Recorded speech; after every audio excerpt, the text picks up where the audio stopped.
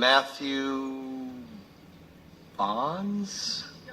Okay, thank you. Thank you, Chairman, Commissioners, for taking the time to visit us. I'm up here, as far as I'm concerned, as an advocate for democracy, rule by the people. And I believe that if the Constitution of Florida is to remain useful and relevant, it must be a forward-thinking document. We must create the avenues for democracy to run. We must expand the sphere of democratic participation by citizens.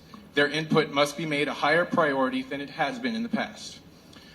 It's for these reasons I believe that we should institute referendum processes, recall processes, and initiative processes into the Florida State Constitution. All legislation passed by the Florida legislature and signed by the governor should be subject to a referendum process. Assuming the adequate number of signatures can be collected, a question of whether the legislation will stand or not will be put to the people of Florida. The people of Florida will be given a means to create legislation themselves.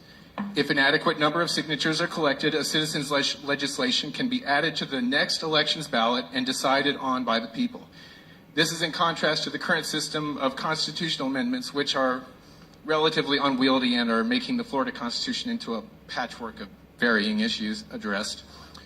And probably the one that none of you want to hear, but it has to be said, all elected officials serving in the state of Florida or its municipalities should be subject to a process of recall. This recall can only be triggered by a petition from a certain percentage of that official's constituents who voted in the previous state election.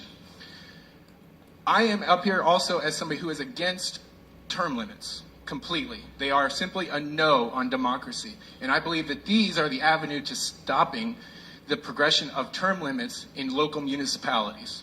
I'm an aspiring official, and I'm willing to put myself up for a recall election if I'm to get elected.